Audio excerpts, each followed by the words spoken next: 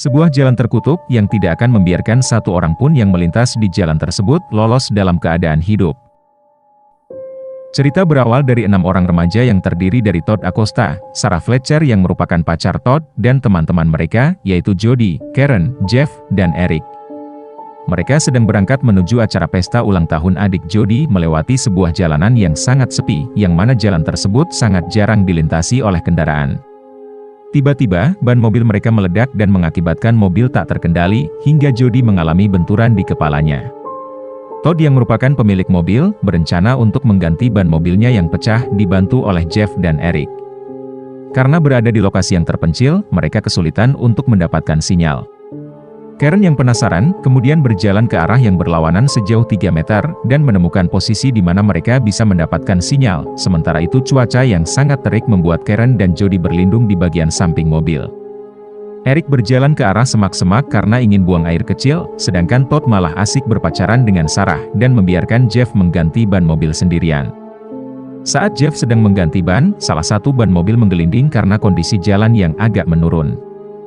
Jeff kemudian hendak mengambil ban itu, namun dia tidak sengaja melihat peluru yang ada di tengah jalan. Di sisi lain, teman-teman Jeff yang lain sibuk bercanda gurau, dan Eric sudah selesai buang air kecil.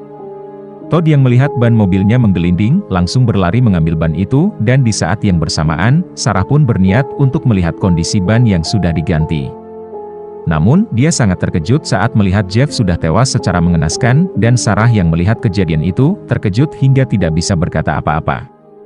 Tidak berselang lama, Sarah pun tertembak di bagian matanya, dan di saat yang bersamaan Todd, Karen, dan Jody yang melihat hal tersebut baru tersadar bahwa mereka dalam kondisi yang berbahaya.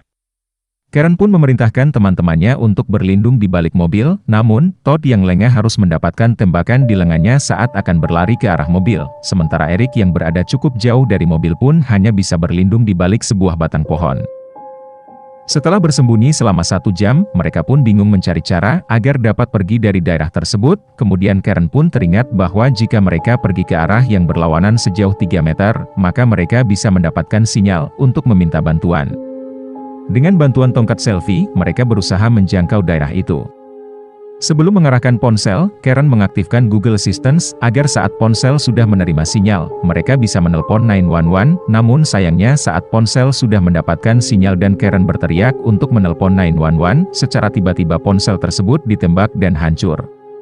Setelah rencana mereka dengan tongkat selfie itu gagal, Todd berniat untuk mengembalikan gigi mobil dalam posisi netral, agar mobil dapat didorong ke arah daerah di mana mereka bisa mendapatkan sinyal. Mereka pun berbagi peran, di mana Jody berada di bagian depan mobil untuk mengawasi arah tembakan, Karen berada di bagian belakang mobil sambil memegang jaketnya sebagai tipuan, dan Todd menuju bagian kemudi untuk menetralkan gigi mobil.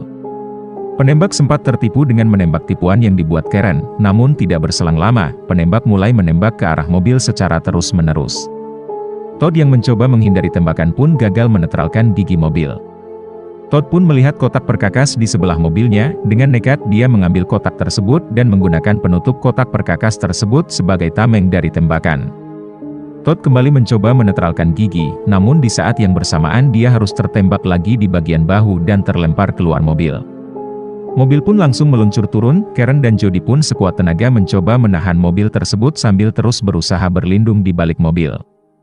Di saat yang bersamaan, Eric berusaha berlari menuju mobil, namun di tengah perjalanan ia harus menerima tembakan di kedua kakinya, hingga tak bisa melakukan apa-apa. Walaupun Todd gagal menetralkan gigi mobil, tapi Jody berhasil mengetahui lokasi penembak misterius itu yang berada di atas pohon. Cuaca yang sangat terik membuat Todd merasa kehausan, dia menemukan sisa air mineral di jok belakang mobil, dan alih-alih meminumnya sendiri, dia memberikan air itu kepada Eric. Saat Eric akan meminum air tersebut, penembak menembak telapak tangan Eric hingga dia tidak bisa meminum air tersebut. Todd, Karen, dan Jody hanya bisa terdiam sambil melihat teman-teman mereka yang sudah tertembak. Jasad Sarah mulai dimakan oleh burung gagak, dan Todd yang melihat hal itu pun langsung mendekati jasad Sarah dan menggenggam tangannya. Di sisi lain, ada seekor serigala yang mendekati Eric dan seperti ingin memakannya. Dari kejauhan, muncul sebuah mobil yang dikendarai oleh seorang wanita bersama suami dan anaknya. Todd yang melihat mobil itu langsung memberikan peringatan untuk putar arah, namun ia tewas tertembak oleh si penembak jitu. Mobil itu pun ditembak dan mengenai jari wanita tersebut. Wanita itu panik dan menyebabkan mobilnya tak terkendali, hingga menabrak mobil Todd, kemudian mobil terbalik dan membuat anak dari wanita itu terpental. Wanita itu keluar dari mobil dengan luka yang cukup parah dan langsung ditembak hingga tewas. Suami wanita tersebut berencana akan menyelamatkan anaknya, namun Karen memberitahunya agar menelpon 911. Saat dia akan menelpon 911, penembak menembak tangki mobil hingga bocor dan membuat mobil itu meledak. Suami wanita itu tewas terbakar, dan anaknya yang masih hidup pun juga ditembak di bagian kepala hingga tewas.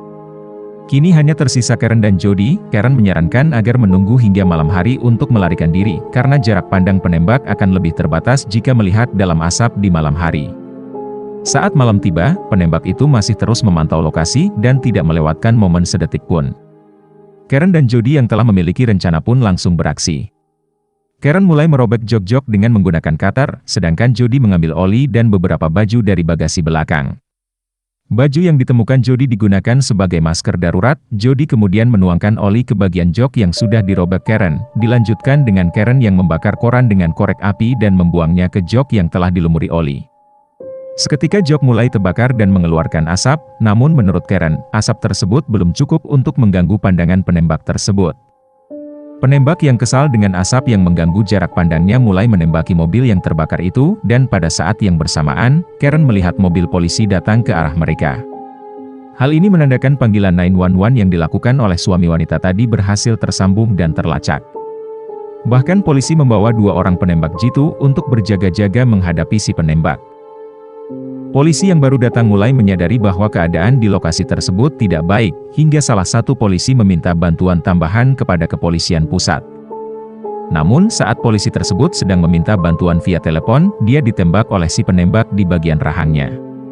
Sialnya lagi, polisi tersebut berada di posisi kemudi yang membuat pedal mobilnya terinjak secara mendadak.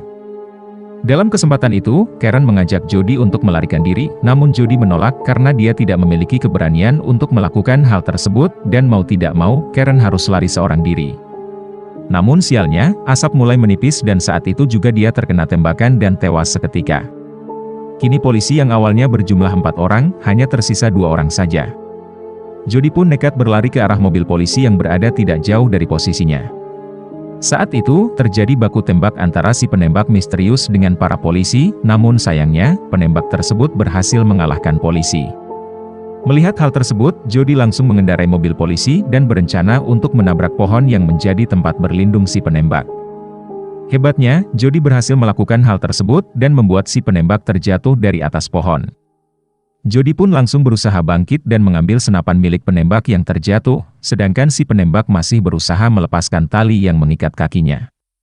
Setelah penembak itu berhasil melepaskan ikatan talinya, dia mulai berjalan mendekati Jody. Jody yang panik dan takut, mulai menembak penembak tersebut. Saat Jody ingin menembak kepala si penembak, peluru dalam senapan tersebut habis, dan saat Jody ingin mengisi kembali peluru, katup senapan tersebut tersangkut. Mau tidak mau, Jody memukul kepala penembak itu dengan menggunakan senapan berkali-kali. Saat memperhatikan senapan yang dia pegang, Jody melihat goresan-goresan yang menggambarkan jumlah orang yang sudah tewas ditembak oleh penembak tersebut. Sebagai salam perpisahan, Jody pun memukul kepala penembak tersebut sekali lagi, namun sayangnya, senapan tersebut menembakkan peluru ke leher Jody yang mengakibatkan Jody tewas. Sungguh sebuah akhir film yang sangat menyedihkan, di mana semua orang yang terlibat dalam peristiwa itu tewas secara mengenaskan. Oke, sekian sinopsis dari film kali ini, mudah-mudahan film ini bisa menjadi rekomendasi film yang tepat untuk kalian semua tonton. Saya pamit undur diri, jangan lupa like, share, subscribe atau follow channel ini, agar kalian bisa mendapatkan rekomendasi film-film seru lainnya.